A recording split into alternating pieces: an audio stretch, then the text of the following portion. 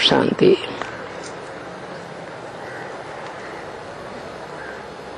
जब प्रदर्शनी बच्चे समझाते हैं, अभी तो जड़ प्रदर्शनी के ऊपर ही समझाना पड़ता है। कब की बात है?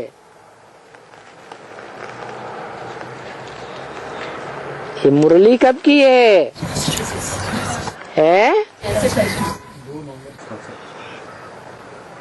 1966 नवंबर की मुरली है। इसलिए बोला अभी तो जड़ प्रदर्शनी के ऊपर ही समझाना पड़ता है।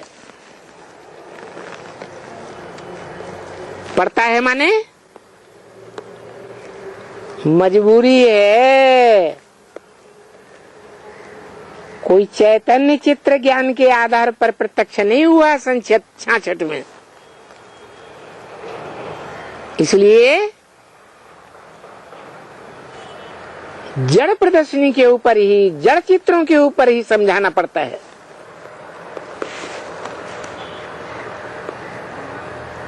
क्योंकि 66 में ही बाबा ने मुरली में घोषणा कराई थी। क्या घोषणा कराई थी? कोई चैतन्य चित्रों की प्रदर्शनी के बारे में, प्रत्यक्षता के बारे में कोई घोषणा कराई थी? अरे बताओ। आने वाले 10 वर्षों में इस पुरानी दुनिया का विनाश और नई दुनिया की स्थापना होगी। और नई दुनिया की स्थापना होगी। लक्ष्मी नारायण की प्रत्यक्षता के बारे में। हाँ, तो लक्ष्मी नारायण की प्रत्यक्षता के बारे में क्या बताया?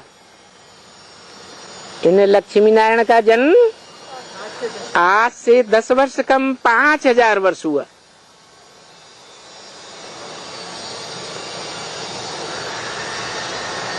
तो 10 वर्ष को 1966 में जोड़ दिया जाए, क्योंकि तब ही 5000 वर्ष में से 10 वर्ष कम गिने जाएंगे।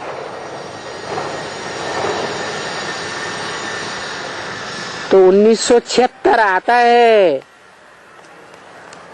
जब इन लक्ष्मी नारायण का प्रत्यक्षता रूपी जन्म होता है कि लक्ष्मी नारायण बनने वाली आत्माएं कौन है, जिनके लिए 10 वर्ष की घोषणा की थी। और ये भी बताया था कि 10 वर्ष में ब्राह्मणों की इस पुरानी दुनिया का विघटन शुरू हो जाएगा। माना बेसिक ब्राह्मणों की दुनिया का विघटन शुरू हो जाएगा और नई दुनिया का संगठन शुरू हो जाएगा।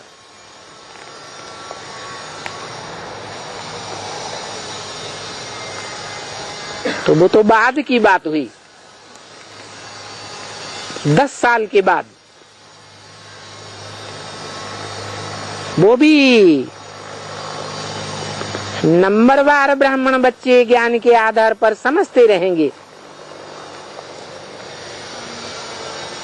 कि वो नर से नारायण और नारी से लक्ष्मी बनने वाली आत्माएं ब्राह्मण परिवार में ऐसे पुरुषार्थी कौन कौन है जो समझते जाएंगे।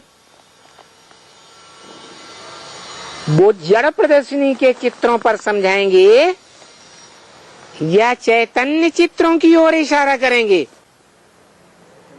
है समझ जाएंगे तो चैतन्य चित्रों की ओर इशारा करेंगे, समझाने की कोशिश करेंगे कि ये आत्माएं हैं इस विश्व में, खास भारत में हैं,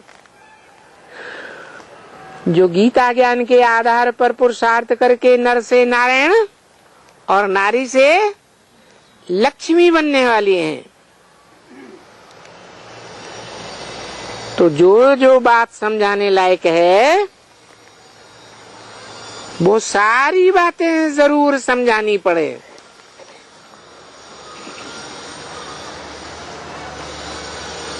जो लक्ष्मी नारायण 1976 से ब्राह्मणों की दुनिया में प्रत्यक्षता रूपी जन्म लेते हैं,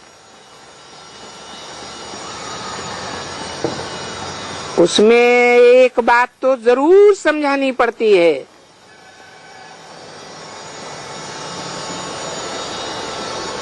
कि सब मनुष्य सृष्टि में 500-700 करोड़ कहो या 750 करोड़ कहो, जो भी मनुष्य मात्र हैं, A to Z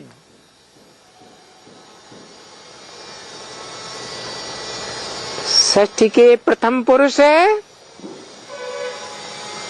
नारायण से लेकर और 500-700 करोड़ भी मनुष्य आत्मा तक, सबका जो बेहद का बाप है वो कोई 1, 2, 4 का नहीं है, 1, 2 कोई धर्म विशेष का नहीं है कि सूर्यवंशियों का ही बाप है या चंद्रवंशियों का ही बाप है, नहीं। वो सारी विश्व में जितने भी विश्व धर्म हैं, सबका बेहद का बाप है, क्योंकि आत्म की स्थिति में देखा जाए तो वो आत्माओं का बेहद का बाप होने के कारण सभी मनुष्य आत्माएं आपस में कौन सा संबंध रखती हैं?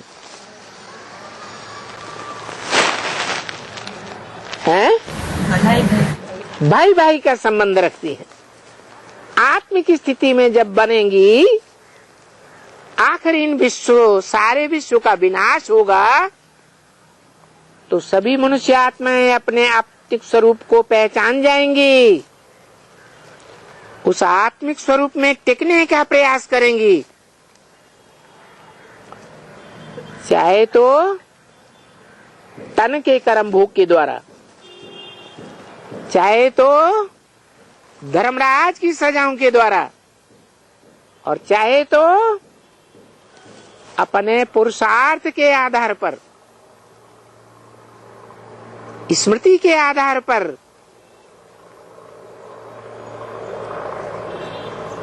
पहचान जाएंगी कि मैं विनाशी देह नहीं हूं, 5 तत्वों का पुतला, मैं तो क्या हूं?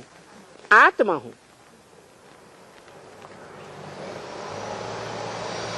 आत्माओं में भी सभी मनुष्य आत्माएं वेद के बाप के घर परमधाम की रहने वाली है, और इस सृष्टि रूपी रंगमंच पर ज्ञान के आधार पर नंबरवार कोई बड़ी आत्माएं पहले आती हैं और कोई बाद में आती है। सबको समझ में आ जाएगा इस सृष्टि रूपी रंगमंच पर पार्ट बजाने वाला कौन बड़ा है और कौन छोटा है।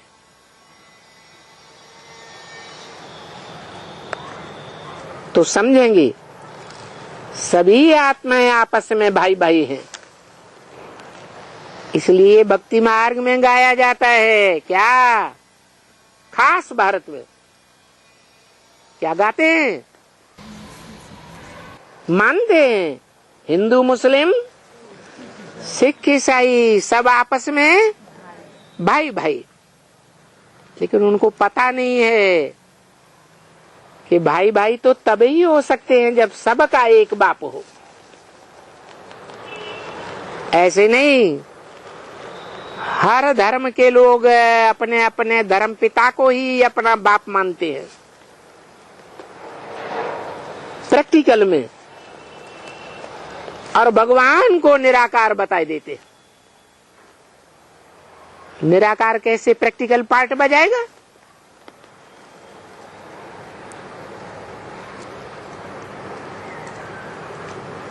तो वो बेहद का बाप सबका बाप है। सभी वास्तव में ओरिजिनल रूप में आत्मा आत्मा भाई भाई ब्रदर्स है और उन सब का वो बेहद का बाप है। अच्छा, फिर दूसरी बात ये भी पूछनी पड़ती है, ये भारत का धर्म फिर क्या है? दुनिया में तो अनेक धर्म हैं।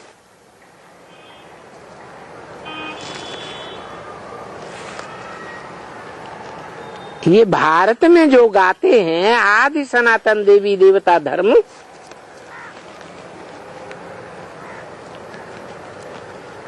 सभाएं बना रखी हैं यादगार में, सनातन धर्म सभा,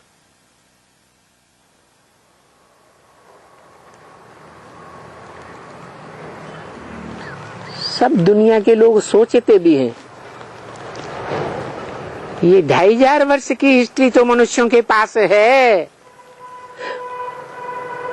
जिसमें ये नामी ग्रामी धर्म पिताएं आए, अपने अपने धर्म का प्रचार सारे संसार में किया।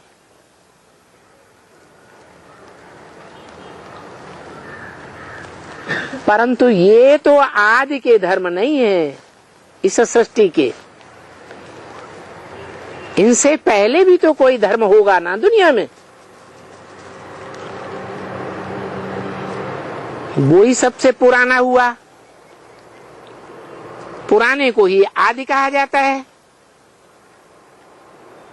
तो वो आदि सनातन धर्म क्या है? सभी धर्म वाले इस सृष्टि के आदि पुरुष को तो मानते हैं। मुसलमान भी मानते हैं आदम और हव्वा, अंग्रेज भी मानते हैं एडम और ईव। परंतु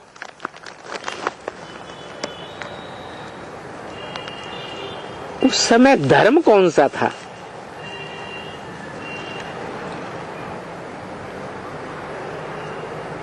आदि पुरुष को तो जानते हैं, परंतु उसके धर्म पिता को नहीं जानते। सभी धर्म वाले अपनी अपनी धर्म पुस्तक को मानते हैं, धर्म ग्रंथ को मानते हैं, लेकिन उस आदि सनातन धर्म के धर्म पुस्तक का नाम नहीं जानते। जबकि भारत में वो धर्म पुस्तक अभी भी मौजूद है और हर धर्म के लोग उसके ज्ञान की गहराई की ऊंचाई को स्वीकार करते हैं। परंतु ये विश्वास कोई नहीं करता कि वो ही आदि सनातन देवता धर्म का ये मूल धर्म पुस्तक है, जिसे श्रीमद् भगवत गीता कहा जाता है। श्रेष्ठ मत, श्रीमत। अब श्रेष्ठ ते श्रेष्ठ मत किसकी होगी? मनुष्यों की होगी। मनुष्य जिन धर्मों को फॉलो करते हैं उन धर्मों के धर्म पिताओं की होगी। जो धर्म पिताएं कोई भी अपन को भगवान नहीं स्वीकार कर पाते, साबित नहीं कर पाते।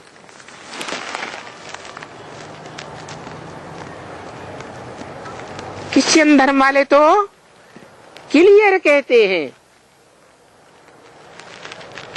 कि क्राइस्ट गॉड फादर का पुत्र था। गुरु नानक भी ऊपर की तरफ इशारा करते हैं सदगुरु कहते समय।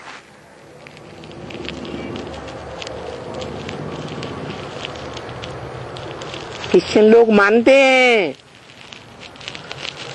ये कोई भी धर्म पिता है, इब्राहिम, बुद्ध, क्राइस्ट आदि, ये कोई हेवनली गॉडफादर नहीं है। हेवनली गॉडफादर कहा ही उसको जाता है जो हेवन स्थापन करे। ये धर्म पिताएं तो सब जब से आए हैं तब से दुनिया और ही दुखदाई नरक बनती गई है या स्वर्ग बनती गई है? हैं? नरक बनती गई है। नरक का हिंदी में अर्थ ही है, नर माना मनुष्य, का माने करने वाला। मनुष्य अगर जिंदगी में कुछ करता है तो क्या करता है? हैं? स्वर्ग बनाता है या दुनिया को नरक बनाता है? नरक बनाता है। अब वो कोई भी धर्म पिता उसका फॉलोअर हो क्यों न हो, सब नरक बनाने वाले हैं। दुनिया में दुख भोगने वालों की संख्या हिस्ट्री में लगातार बढ़ती गई है या घटती गई है? बढ़ती गई है। आज तो क्लियर हो चुका है कि दुनिया में गरीब गरीब बनते जा रहे हैं और जो रईस हैं, साहूकार हैं, वो साहूकार बनते जा रहे हैं। तो ये बात जरूर पूछनी पड़ती है कि ये भारत का वो आदिकालीन धर्म क्या है?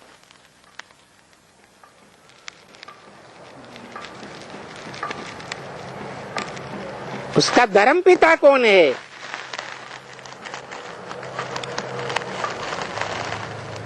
अभी तो आदि सनातन हिंदू धर्म बतलाई देते हैं,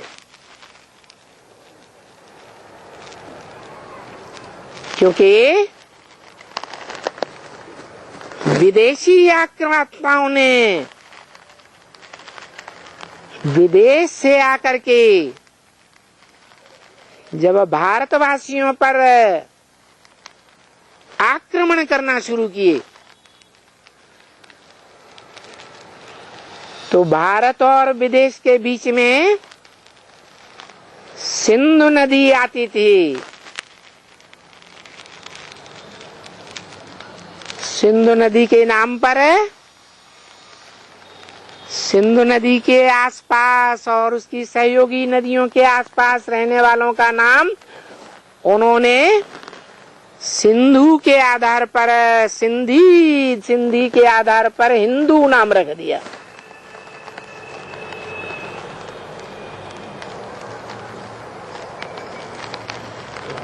और बाद में इस देश का नाम हिंदुस्तान रख दिया।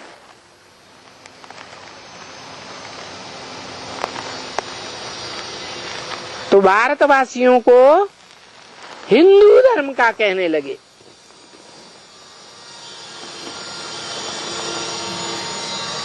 अभी ये बात तुम बच्चे जानते हो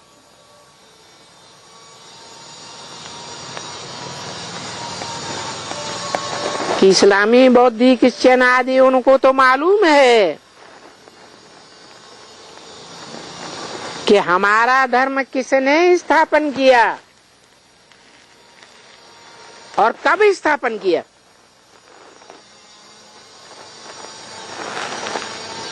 उनको अपनी अपनी तवारीख,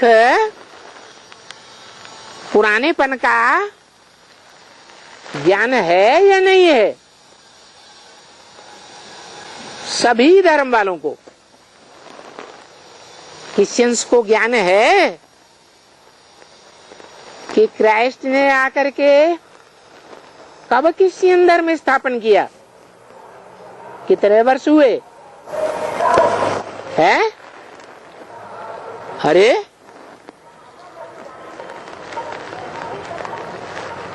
क्राइस्ट को कितने वर्ष हुए? अरे ब्राह्मण सभा में बैठ करके ब्राह्मणों को ये नहीं मालूम, जो चलचित्रों की समझानी दूसरों को देते हैं कि ये जो कल्प वृक्ष है, ये जो धर्म वृक्ष है, विश्व वृक्ष है, इसमें कौन सा धर्म कब आया, उनको तो मालूम होना चाहिए ना। तो क्रिश्चियन धर्म कब आया? आज से 2000 वर्ष पहले आया। उनका संवत भी चल रहा है। कितना संवत चल रहा है? हा? अरे ईसाई संवत नहीं जानते? अरे तारीख मालूम है आज की है कि नहीं? आज कौन सी तारीख है? 27 महीना है अक्टूबर, और वर्ष तो 2000 वर्ष हुए। 16 साल और ऊपर बीत गए। तब बताते हैं क्राइस्ट आया, क्रिश्चियन धर्म स्थापन किया।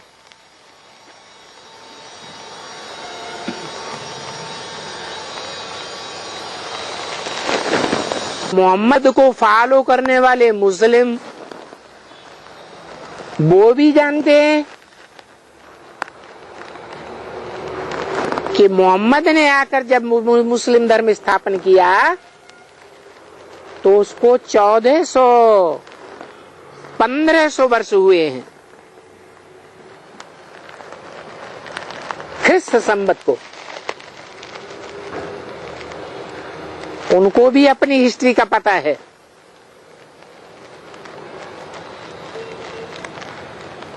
सन्यासी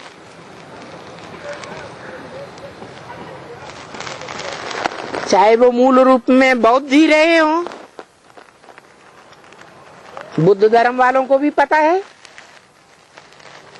कि महात्मा बुद्ध आज से 2500 वर्ष पहले आए इस सृष्टि पर भारत में, और चीन जापान आदि देशों में जाकर के उन्होंने अपने धर्म बौद्ध धर्म का प्रचार किया। सभी धर्म वाले जानते हैं कि हमारा धर्म पिता कब आया और कब से हमारा संवत चालू हुआ। लेकिन भारतवासियों को पता ही नहीं है।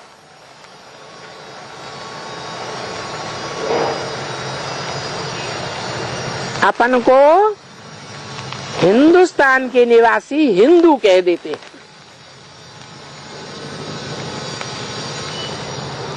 अब कोई देश का नाम के आधार पर धर्म का नाम पड़ता है क्या? है? अमेरिका में रहने वालों को अमेरिकन धर्म वाले कहेंगे।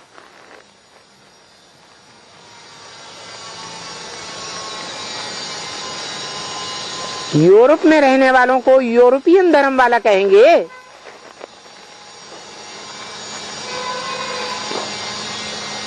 ऐसे तो नहीं है। धर्म पिता के नाम पर धर्म का नाम पड़ता है। जैसे मोहम्मद के नाम पर मुस्लिम धर्म, बुद्ध के नाम पर बौद्ध धर्म, क्राइस्ट के नाम पर क्रिश्चियन धर्म, ऐसे ही हमारे आदि सनातन देवी देवता धर्म का नाम भी, जो सृष्टि का आदि ब्रह्मा है, उस ब्रह्मा के 4 बड़ल्ले पुत्रों में से जो ज्ञान के आधार पर बहुत बड़ा साबित हुआ, उसके नाम पर हमारे धर्म का नाम सनातन धर्म पड़ा। सनातन माने पुरानी थी पुराना, जिससे दुनिया में कोई धर्म और पुराना है ही नहीं।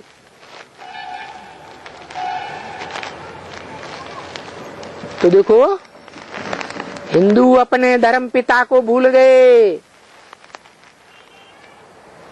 धर्म के नाम को भूल गए और अपने धर्म शास्त्र को भी भूल गए। पढ़ते भी हैं, सुनते भी हैं, परंतु विविचारी रूप से पढ़ते हैं, विविचारी रूप से सुनते हैं कि जैसे क्रिश्चियन लोग बाइबल को पढ़ते हैं,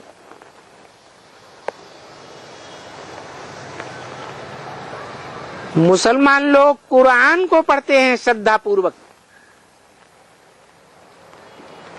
उसे अखंड श्रद्धा से सुनते और पढ़ते हैं, कि और धर्म शास्त्रों को भी पढ़ते रहते हैं।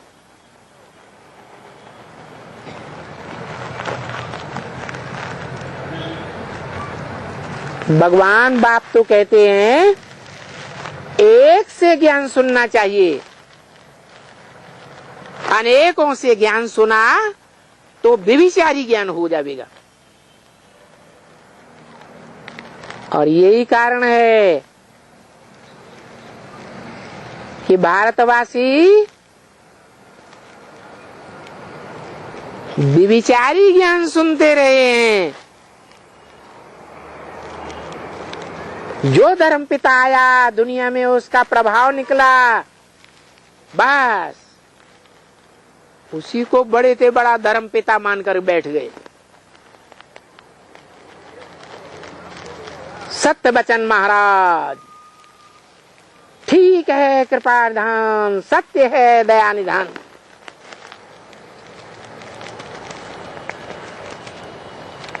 अपने धर्म पिता को भूल गए, धर्म को भूल गए, धर्म शास्त्र को भूल गए और दूसरों को महत्व देने लगे।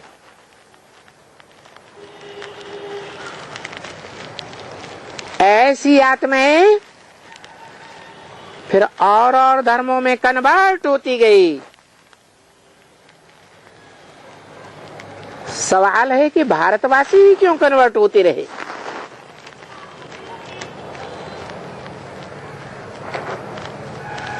कोई कारण होना चाहिए विशेष। विशेष कारण यही है कि सभी देशों के बीच में एक भारत देश ही है मात्र देश, और सभी पे धर्म, उनमें धर्म पिता का मान्यता है, माता की मान्यता नहीं है।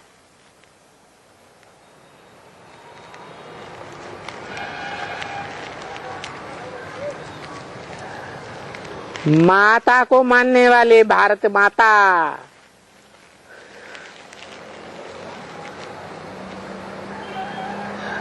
भारत माता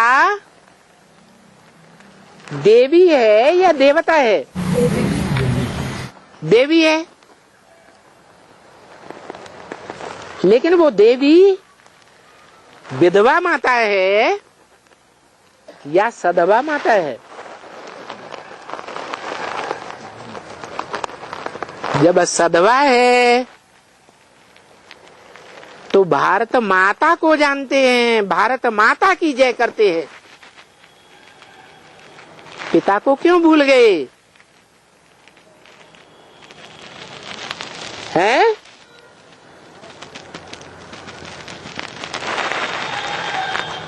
इस बात का फाउंडेशन कहाँ पड़ा?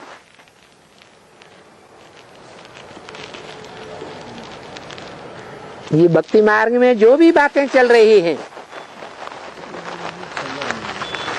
उन सब का फाउंडेशन जब इस सृष्टि रूपी रंगमंच का director, supreme soul, God father इस सृष्टि पर आता है तो वो पर्दे के पीछे रह करके गुप्त रिहर्सल कराता है 5000 वर्ष के ड्रामा की।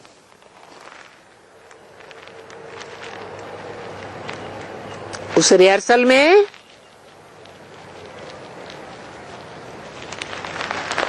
भगवान को कन्याओं माताओं को आगे बढ़ाना पड़ता है।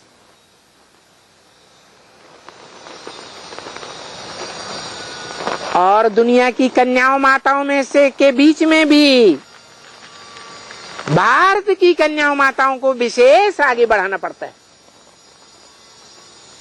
क्यों? कोई कारण होगा।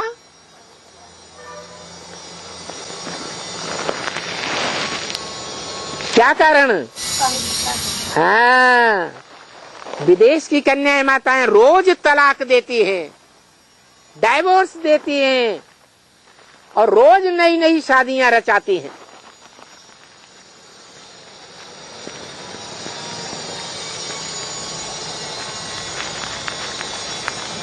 व्यभिचारी बन रही हैं या अव्यभिचारी पवित्र नारियां हैं? व्यभिचारी नारियां हैं। यही कारण है कि भारत की माताओं को पवित्र मानकर भगवान बाप भारत की माताओं को विशेष महत्व देते हैं, आगे बढ़ाते हैं। भक्ति मार्ग में इन माताओं को भक्ति मार्ग वाले गुरुओं ने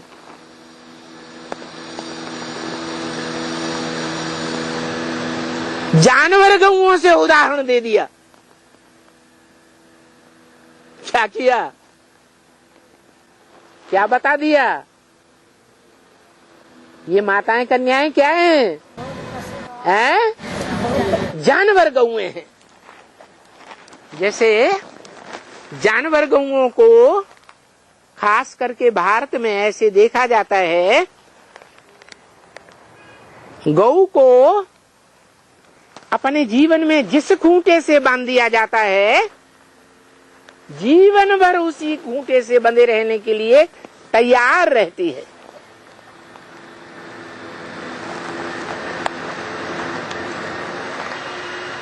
तो देखो, भक्ति मार्ग में तो सब उल्टा पलटा कर दिया भिखारी मनुष्य गुरुओं ने। अब भगवान आएगा तो क्या जानवरों को अपना फॉलोअर बनाएगा?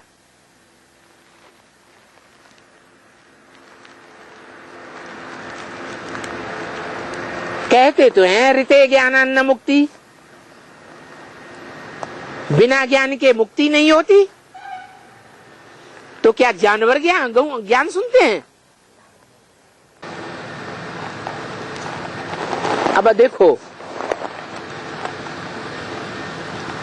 भक्ति मार्ग में देहधारी मनुष्य गुरुओं ने क्या कर दिया? कैसी भारतवासियों की बुद्धि को उल्टा कर दिया।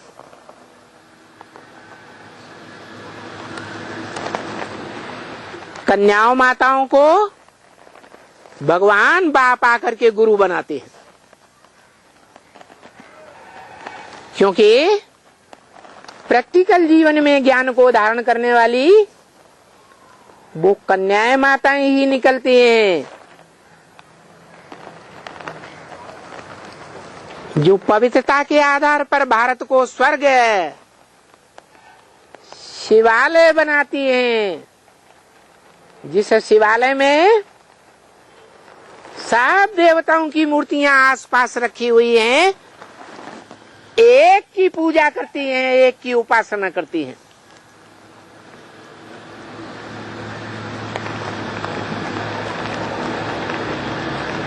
तो क्या साबित हुआ?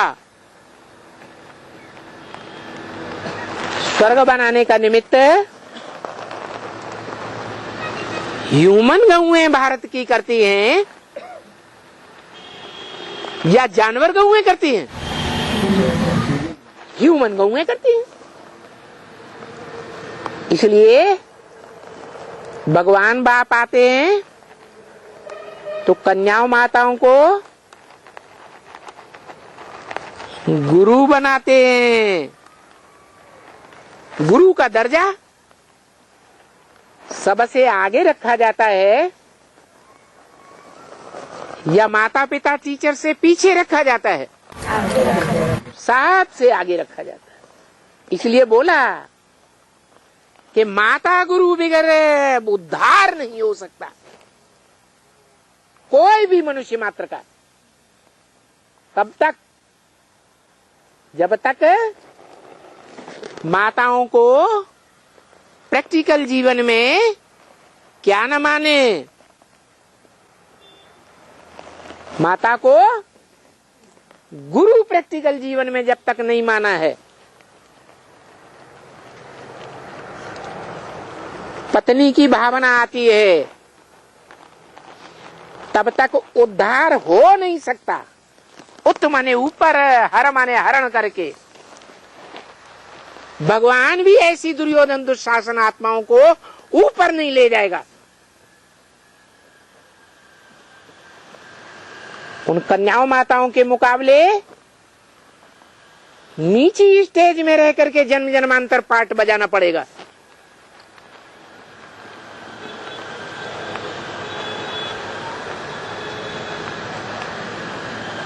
ये दृष्टिकोण भारतवासी ही नहीं, जो विधर्मी विदेशी मनुष्य आत्माएं हैं, पुरुष, उन सबको ये श्रेष्ठ दृष्टिकोण कन्याओं माताओं के प्रति अपनाना पड़ेगा।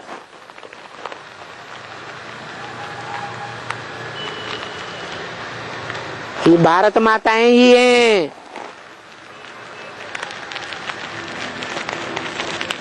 जो परिवार में सबसे जास्ती सहन करती हैं।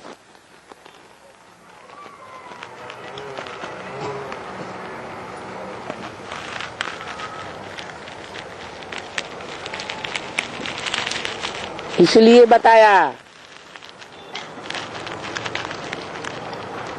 कि हम ब्राह्मणों की दुनिया में कौन सी आत्मा है जिसने सबसे जास्ती दुनिया में सहन किया है? ब्रह्मा। माने दुनिया में माताएं तो बहुत हैं, लेकिन उन माताओं के बीच वो सैंपल आत्मा निकली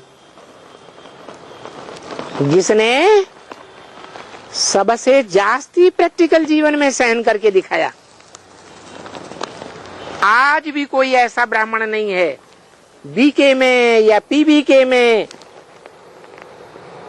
जो ये कहे कि ब्रह्मा ने हमारे साथ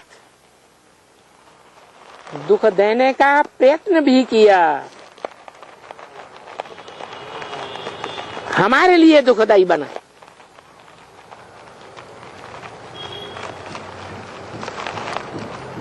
इसलिए भगवान के बाप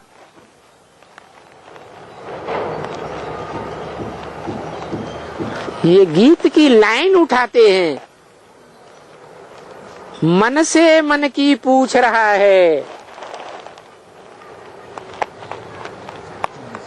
मन के द्वारा मन की बात पूछ रहा है। जैसे बड़े से बड़ी माँ ब्रह्मा शिव बाप की जो आत्मा है जिसमें 3 शक्तियां हैं, कौन कौन सी? ब्रह्मा, विष्णु और शंकर। तीसरा नेत्र। ब्रह्मा माने मन, विष्णु माने संस्कार परिवर्तन की शक्ति, और शंकर माने त्रिनेत्री, बुद्धिमानों की बुद्धि। ये 3 शक्तियां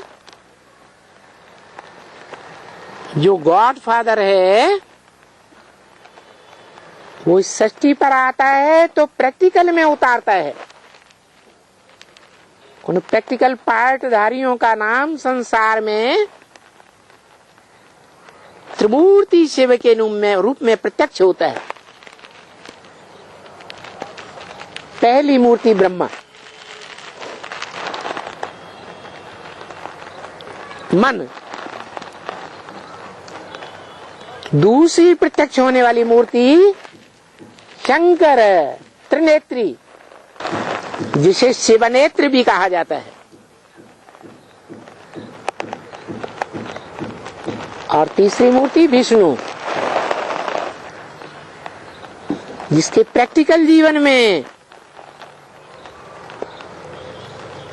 प्रैक्टिकली कर्मेंद्रियों में नो विषय टाल, सारा उसका ब्राह्मण जीवन देख लो। कर्मेंद्रियों में प्रैक्टिकली कोई भी विषय विकार नहीं व्यभिचार का।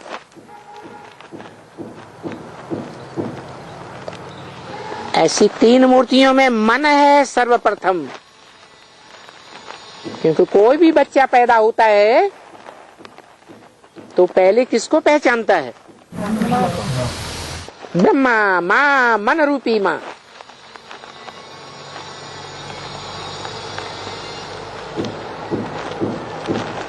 तो बोला मन से मन की पूछ रहा है। मन के द्वारा,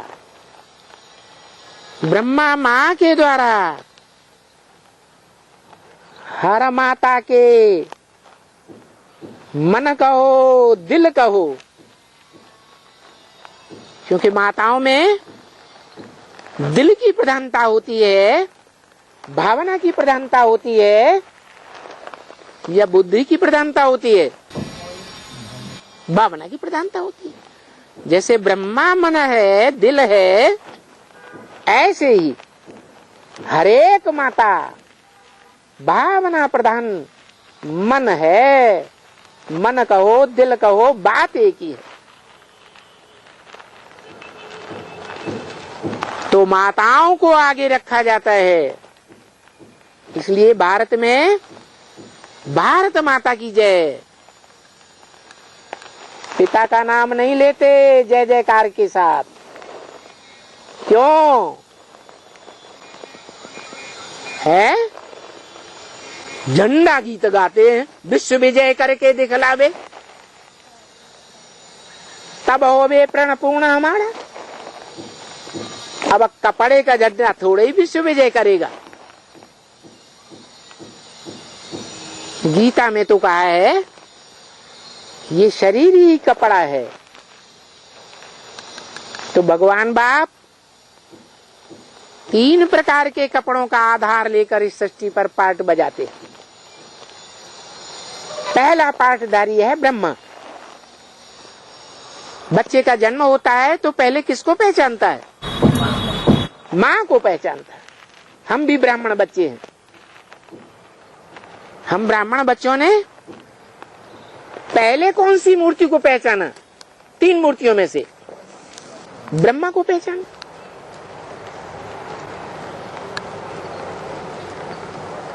वो ब्रह्मा मन शिव बाबा का मन है, सुप्रीम सोल का मन है,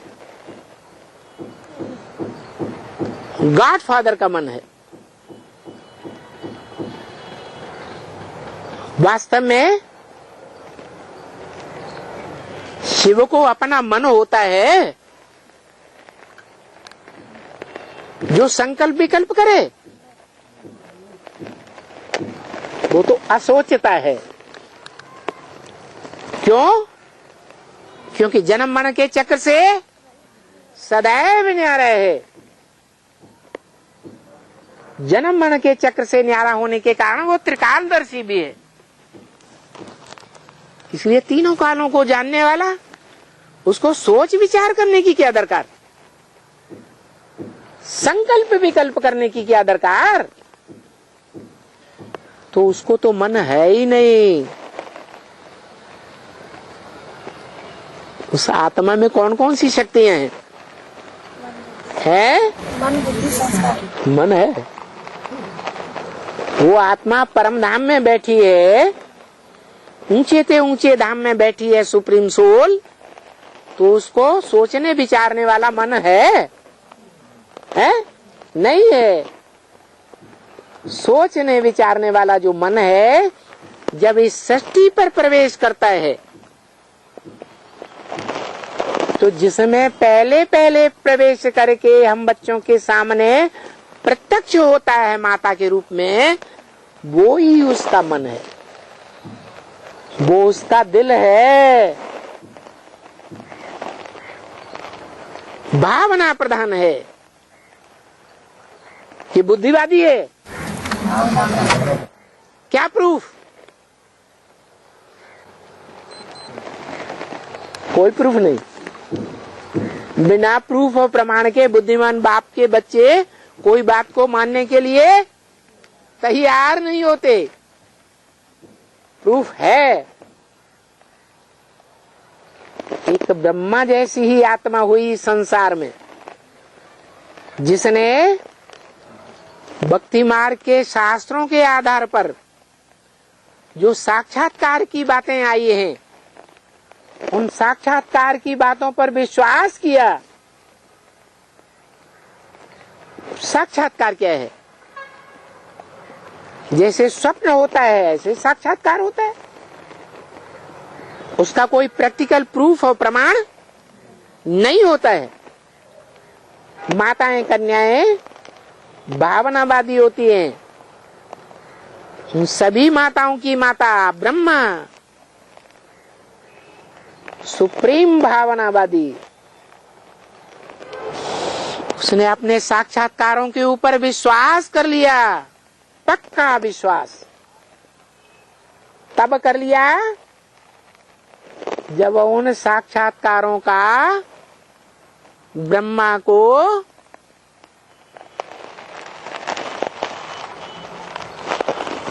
सच्चा क्लैरिफिकेशन मिल गया। उनके हृदय ने स्वीकार कर लिया कि जिन साक्षात्कारों का रहस्य उनका गुरु नहीं बता सका,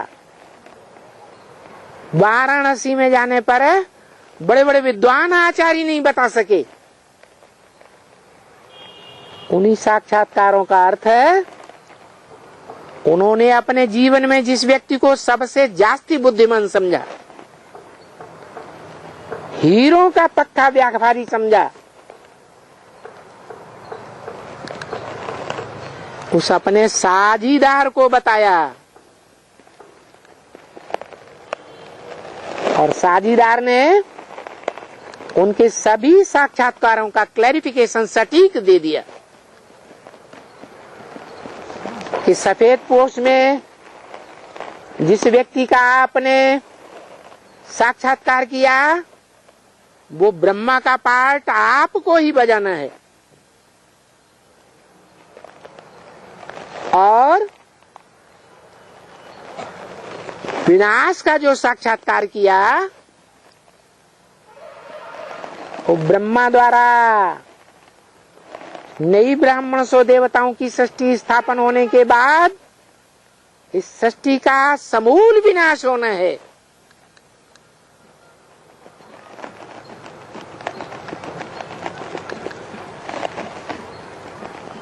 तीसरा साक्षात्कार विष्णु का साक्षात्कार हुआ।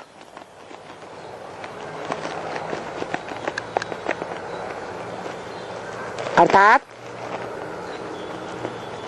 आपको ही कृष्ण के रूप में सतयुग में जन्म लेना है और आपकी जो सहयोगिनी शक्ति है ब्राह्मणों की दुनिया में,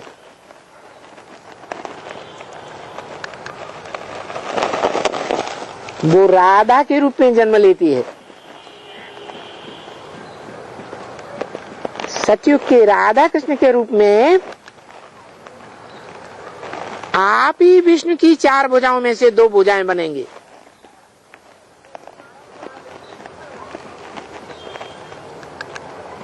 ये विष्णु का रूप आप भी हैं।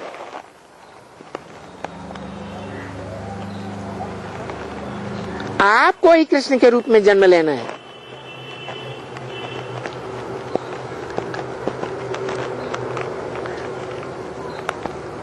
राम राज्य आने वाला है। ये रावण राज्य खलास हो जाएगा। बाबा को अपने साक्षात्कारों पर पूरा विश्वास बैठ गया।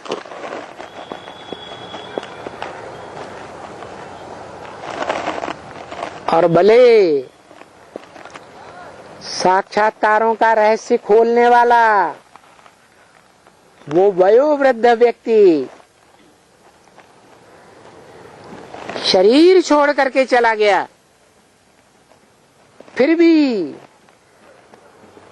अपने पक्के विश्वास के आधार पर दादा लेखराज ब्रह्मा की आत्मा ने उस ईश्वरीय कार्य को चालू रखा।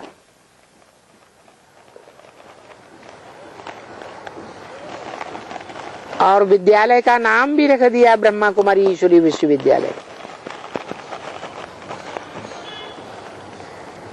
ब्रह्मा का विद्यालय नहीं, किसका विद्यालय? ब्रह्मा कुमारी विश्वविद्यालय। माने ब्रह्मा से ज्ञान लेकर अपनी आत्मा का पक्का निश्चय करने वाली कि मैं आत्मा को ही ब्राह्मण सो देवी देवता बन करके नई दुनिया बनानी है, नई दुनिया का गेट खोलना है।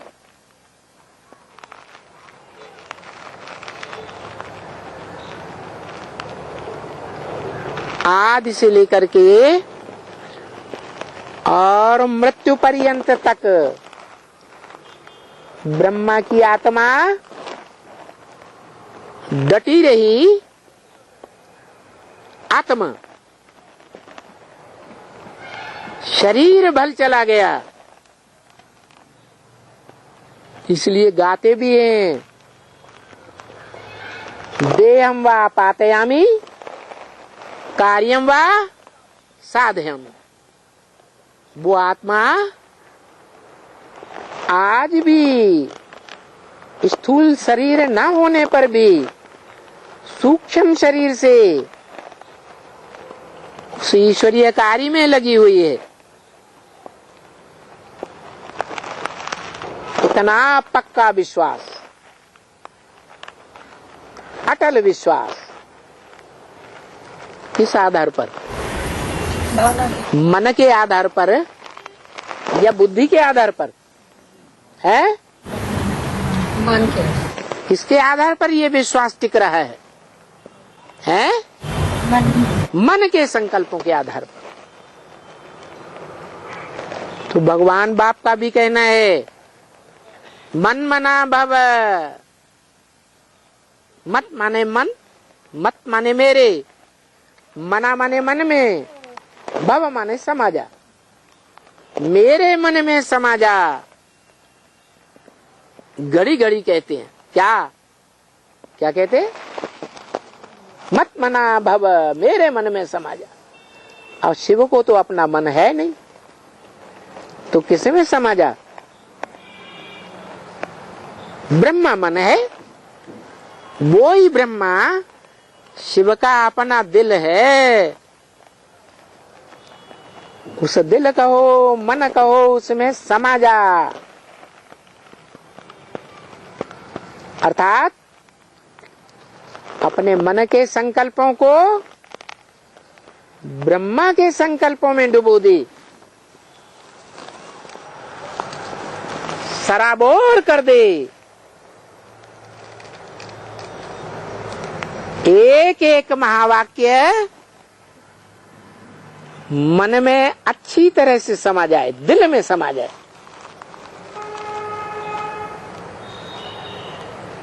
उसमें मुख्य बात क्या हुई? ब्रह्मा में क्या खासियत थी जो और ब्राह्मणों में खासियत नहीं दिखाई देती?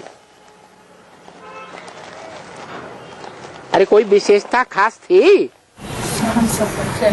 सहनशीलता। तो जो ब्रह्मा में खासियत थी वो खासियत हर ब्राह्मण बच्चे को अपने जीवन में धारण करनी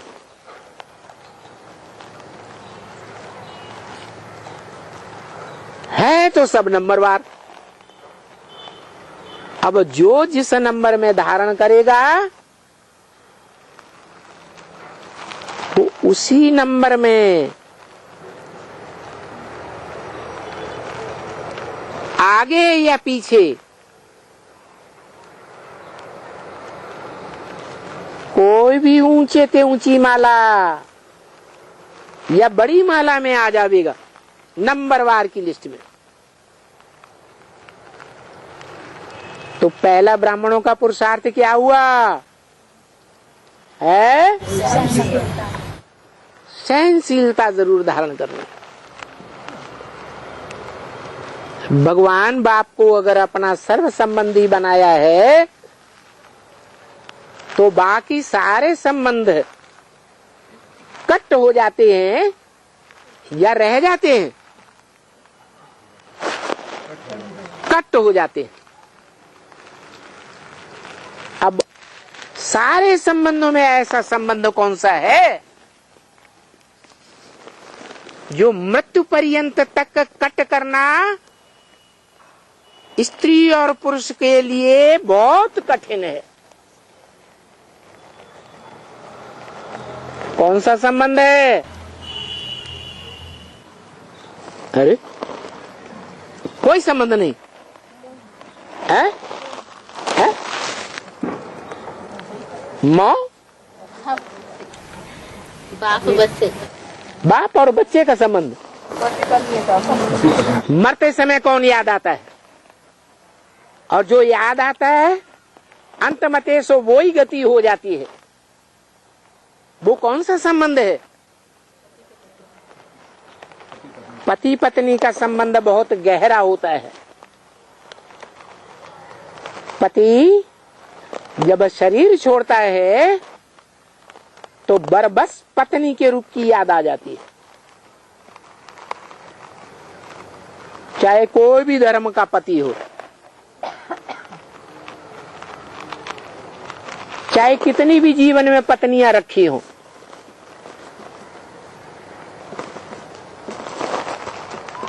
उनमें से कोई को तो विशेष याद किया होगा जीवन में। याद किया होगा या नहीं याद किया होगा? हैं? याद किया होगा। जिसको जास्ती याद किया होगा अंत समय में कौन याद आएगा? हैं? वो याद आ जाएगा। और अगर उसी पत्नी का रूप याद आ गया जिसको जीवन में जास्ती गहराई से याद किया है तो जन्म किसका मिलेगा? है? स्त्री का ही जन्म मिलेगा। अगर खुदा न खास्ता वो पत्नी वैश्या रही है तो जन्म किसका मिलेगा? सधवा का मिलेगा या वैश्या का जन्म मिलेगा? वैश्यावृत्ति या लंपट का जन्म मिलेगा। तो देखो कन्याओं माताओं के जीवन का इतना मूल्य देते हैं भगवान बाप जितना मूल्य भगवान बाप स्वयं का भी नहीं देते।